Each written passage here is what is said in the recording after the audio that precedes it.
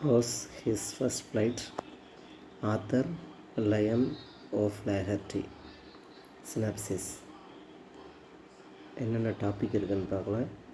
Introduction, the young seagulls first attempt, parent support to his siblings,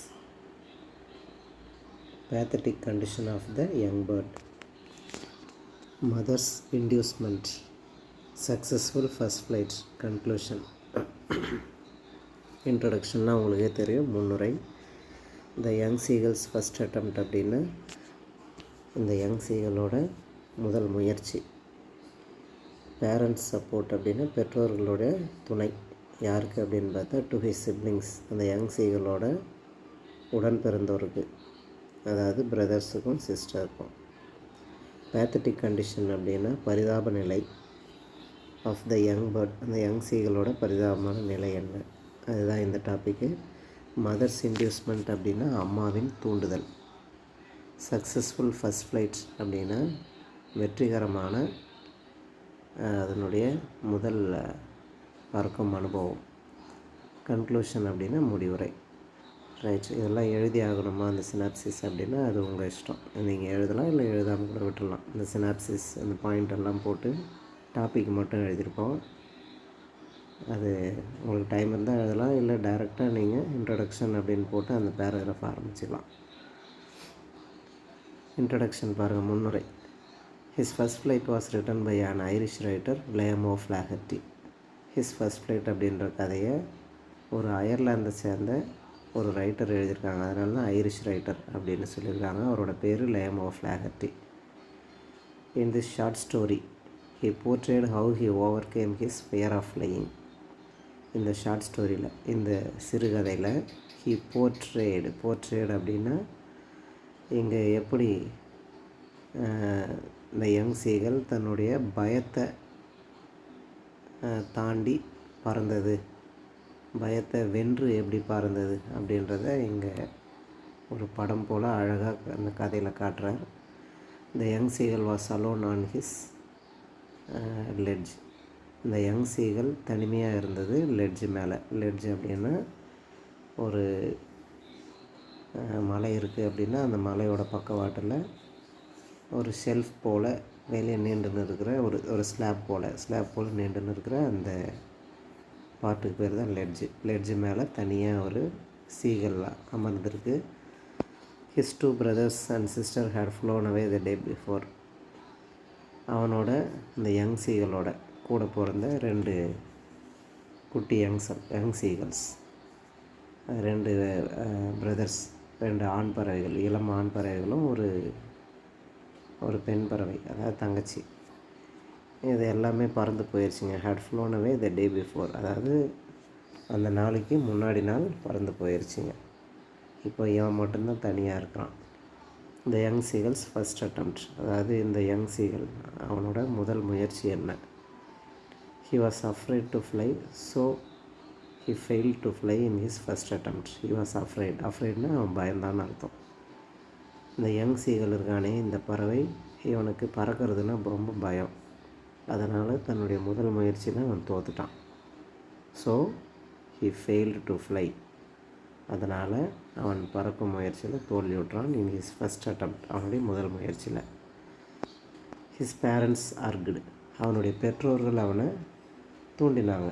his parents argued him to fly, பறக்குமாறு அவனை தூண்டினாங்க. கண்ணா பற அப்படின்னு சொல்லிட்டு பெற்றோர்கள் அவனை தூண்டி பார்த்தாங்க. But he did not move, ஆனால் அவன் அசரலை, கொஞ்சம் கூட முயற்சி எடுக்கலை. So they scolded and threatened him, அதனால் அவனை திட்டினாங்க. பேரண்ட்ஸ் 2 பேரும் அவனை திட்டினாங்க. ஸ்கோல்டு அப்படின்னா திட்டுறது. So they scolded and threatened him, அப்புறம் பயமுறுத்தினாங்க. மகனை ஒன்று நாங்கள் தனியாக விட்டுட்டு போயிடுவோம், அப்புறம் நீ அதான் பார்த்துக்கணும் லைஃப்பை அப்படின்னு சொல்லி மிரட்டினாங்க.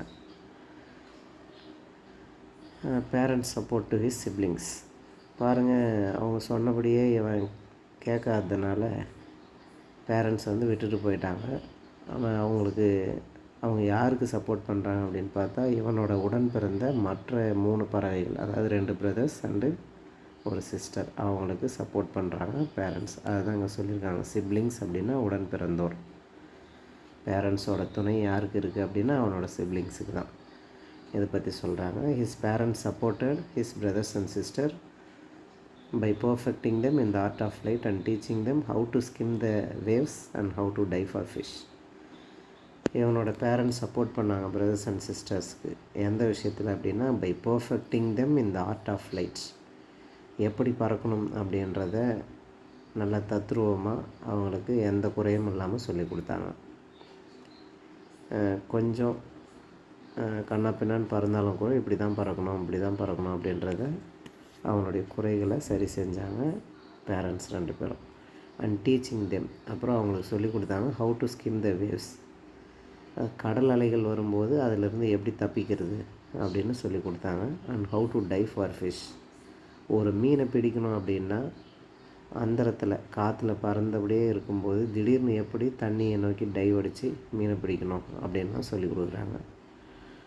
இதுதான் இந்த பேராகிராஃபு. அடுத்து பாருங்கள், pathetic condition of the young bird, பரிதாபமான நிலை. அதாவது இந்த யங் சீகல் அதான் பறக்கிற முயற்சியில் தோல்வியுற்று தனியாக இருக்கும்போது இது எப்படி ரொம்ப பரிதாபமாக அந்த லெட்ஜ் மேலே இருந்தது அப்படின்றது இந்த பேராகிராஃபு.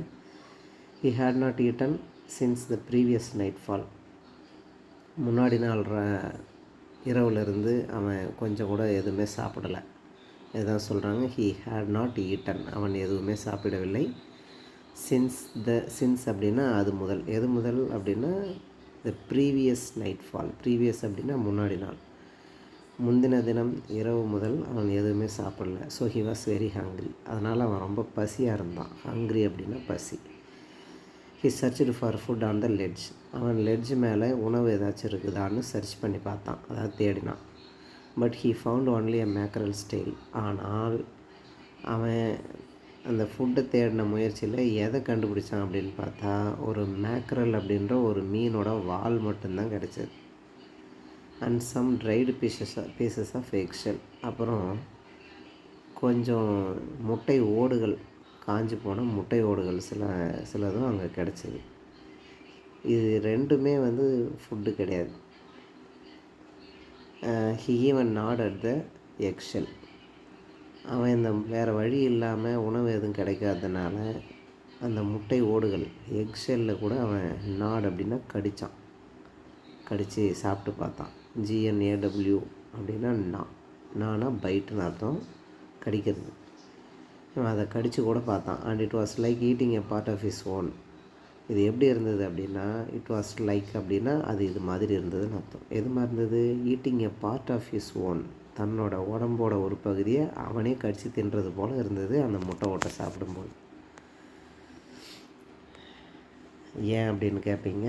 ஏன்னா இவனும் இவனோட பிரதர்ஸ் அண்டு சிஸ்டர் இவங்கெல்லாம் இந்த கூட்டில் தான், இந்த முட்டைகள்லேருந்து தான் வெளியே வந்தாங்க. இவங்க வெளியே வந்த பிறகு எஞ்சி இருந்த அந்த முட்டையோடுகள் தான் அந்த எக்ஷெல் எல்லாம். அதனால தான் அவனுக்கு அப்படி ஒரு ஃபீல் இருந்தது. மதர்ஸ் இன்டியூஸ்மெண்ட், அம்மாவோட தூண்டுதல். இன்டியூஸ்மெண்ட் அப்படின்னா தூண்டல். அம்மா எப்படி தூண்டுறாங்க பாரு, இவனை பறக்க தூண்டினாங்க, அது எப்படி தூண்டினாங்கன்றது தான் இந்த paragraph. He begged his mother to bring him a piece of fish, அதாவது பசியின் காரணமாக இவன் பெக் பண்ணான். பெக் அப்படின்னா கெஞ்சினான். யாரை கெஞ்சினான் அப்படின்னா ஹிஸ் மதர், அவனோட அம்மாவை பெக் பண்ணான், அதாவது கெஞ்சினான். To bring him a piece of fish, ஒரு துண்டு மீன் கொண்டு வர சொல்லி கெஞ்சினான். But she did not come nearer, இந்த இடத்துல இந்த ஹீயை ஷீ ஆக்கணும். இது தப்பாக இருக்குது, இதை எடிட் பண்ணிக்கலாம். He begged his mother to bring him a piece of fish, but she did not come nearer. ஆனால் அவள் அருகில் வரவே இல்லை. She did not come nearer. வந்தால் இவன் கேட்டபடியே ஒரு பீஸ் ஃபிஷ்ஷை கொண்டு வந்தால், ஆனால் ரொம்ப பக்கத்தில் வரல. She did not come near அப்படின்னா பக்கத்தில், நியரர் அப்படின்னா ரொம்ப பக்கத்தில். இவனுக்கு ரொம்ப பக்கத்தில் வரல, கொஞ்சம் தள்ளியே டிஸ்டன்ஸ் மெயின்டைன் பண்ணாங்க அம்மா. மேடன்டு பை ஹங்கர், அதாவது பசியின் காரணமாக இவன் மேட் ஆகிட்டான். மேட் அப்படின்னா பைத்தியம் ஆகிட்டான். பசியில் என்ன பண்ணுறதுன்னு தெரியாமல் he dived at the food, அம்மா வாயில் இருக்கிற அந்த ஃபுட்டை நோக்கி இவன் டைவ் அடித்தான், போய் கேட்ச் பண்ணிடலாம் அப்படின்னு சொல்லிட்டு டைவ் அடித்தான். இதில் என்ன ஆச்சு அப்படின்னா, அவன் லெட்ஜில் இருந்து தவறி கீழே விழுந்துட்டான். அதுதான் சொல்கிறாங்க, and fell off the ledge. Fall and falling. Fall அப்படின்னா கீழே விழுறது. அதோட பாஸ்ட் டென்ஸ் தான் இந்த ஃபெல் ஆஃப் த லெட்ஜிலிருந்து வெளியே விழுந்து விட்டான். ரைட், சக்ஸஸ்ஃபுல் ஃபர்ஸ்ட் ஃப்ளைட், வெற்றிகரமான முதல் பறக்கும் நிகழ்வு. இதுதான் இந்த குட்டி paragraph. He thought he would tie. இப்போ கீழே விழுந்தான் இல்லையா லெட்ஜிலிருந்து, அப்போ அவன் நினச்சான். தாட் அப்படின்னா நினைத்தான். ஹீ தாட், அவன் நினைத்தான். ஹீ வுட் டை, அவன் செத்துருவான் அப்படின்னு நினச்சான். But the next moment his wings were opened. ஆனால் அவனே எதிர்பாராமல் திடீர்னு ஒன்று நடந்தது. என்னென்னா, இவனோட ரெக்கைகள் அவனையும் அறியாமல் தானாக ஓப்பன் ஆச்சு. At last he started flying successfully. கடைசியாக அவன் வெற்றிகரமாக பறக்க ஆரம்பிச்சிட்டான். Conclusion. His family was, conclusion அப்படின்னா முடிவுரை. இந்த பேராகிராஃபோட முடிவுரை என்னன்னு பாருங்கள். His family was very happy. இப்போ இவன் பறக்கிறது பார்த்த உடனே இவனோட ஃபேமிலி, அதாவது அப்பா, அம்மா, 2 brothers அண்டு சிஸ்டர் எல்லாருமே ஒரே ஹாப்பி ஆகிட்டாங்க. They offered him dog fish for his first flight. இவன் பசியாக இருந்த அந்த காரணத்தினால, இவன் வெற்றிகரமாக பறந்த அந்த நிகழ்வுக்காக இவனுக்கு உடனே எல்லாரும் அதுக்கு கிஃப்டாக, அவன் பறக்க கற்றுக்கிட்டதுக்கு ஒரு கிஃப்டாக என்ன பண்ணுறாங்க, எல்லாருமே சேர்ந்து இவனுக்கு டாக் ஃபிஷ் கொடுத்து இவனை அப்ரிஷியேட் பண்ணுறாங்க. டாக் ஃபிஷ் அப்படின்றது ஒரு வகையான மீன். மாரல் அப்படின்னா இந்த கதையோட கருத்து என்ன அப்படின்னு சொல்கிறாங்க. Necessity is the mother of action. அதாவது நெசசிட்டினா தேவை இருக்கும்போது தான் ஒருத்தன் செயல்பட ஆரம்பிப்பான். தேவை இல்லைன்னா யாருமே செயல்பட மாட்டாங்க. அதுதாங்க சொல்கிறாங்க, necessity is the mother of action. தேவையே எல்லா செயல்பாடுக்கும் ஆதாரம் அப்படின்றது தான் இதோட கருத்து. தேங்க்யூ.